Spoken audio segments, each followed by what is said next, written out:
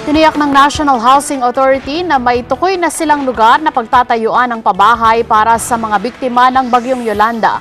Pero paglilinaw ni NHA General Manager Attorney Chito Cruz, sisingilin pa rin ng kaukulang bayad ang mapagkakalooban ng housing unit.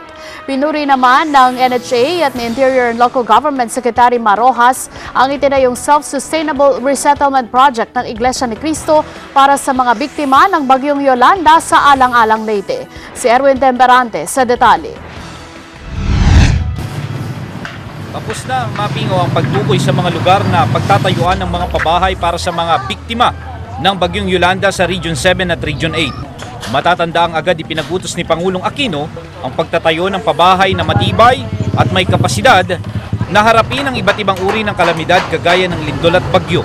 Ayon kay Attorney Chito Cruz, ang General Manager ng National Housing Authority, target nilang makapagtayo ng 12,000 housing unit para sa mga residenteng nasalanta ng Bagyong Yolanda.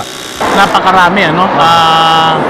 Sa Tacloban City lamang, meron tayong pinagagawa ngayon, 12,000 housing units para sa 12,000 families that were affected by the typhoon, no?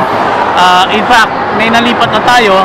Itong linggong to, nandun yung ating mga tao, naglilipat na naman tayo ng about 200 families.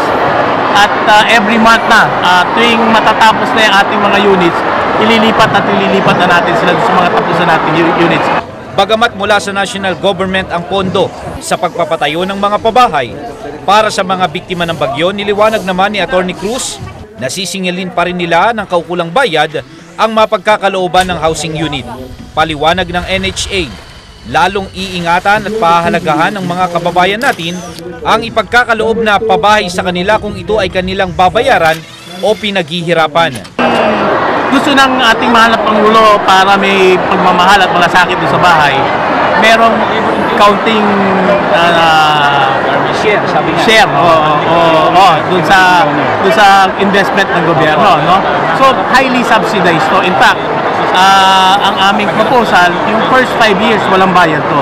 Pag-uumpisa itong magbayad on the 6th year, pag-uumpisa magbayad at 200 pesos per month ang ibabayad. So, ngayong araw, isang housing project ang pinasinayaan ng Iglesia ni Cristo sa pamamagitan ng Felix Y. Manalo Foundation sa Alang-Alang, Leyte. Ang housing project ay hindi lamang para sa mga miyembro ng INC na naapektuhan ng Bagyong Yolanda, kundi pagkakalooban din kahit ang hindi kaanib sa loob ng Iglesia ni Cristo.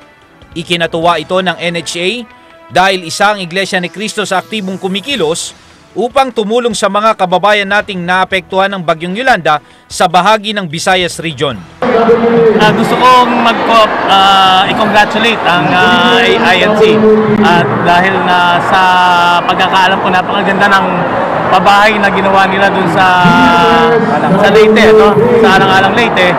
Hindi lang pabahay ang ginawa nila pero kompleto, may livelihood component. Nakakagaan sa panig ng gobyerno dahil hindi na yung gagawa natin ng mga pabahay pa, nakakatulong yung ating mga NGO na sa pagbibigay ng pabahay, no? So in that way nababawasan yung aming trabaho at yung ating pagtulong tuloy-tuloy sa mga nasalanta ng bagyo. Maging si Interior and Local Government Secretary Marojas nagpaabot ng pasasalamat sa tulong na ginagawa ng Iglesia ni Cristo dahil hindi lamang ang mga miyembro nito ang nakikinabang, kundi lahat ng mamamayang naabot ng pagtulong ng INC. Dagdag pa ng kalihim, hindi lamang mga pabahay ang pinagkakaloob ng Iglesia ni Cristo, kundi ang mismong kabuhayan na isa sa unang pangangailangan ng mga naging biktima ng Bagyong Yolanda. Kino-congratulate natin, nagpapasalamat tayo sa ambag ng INC sa pagpapatayo nitong mga housing units para sa mga kawawa nating kababayan sa Leyte na nasalanta ng Yolanda.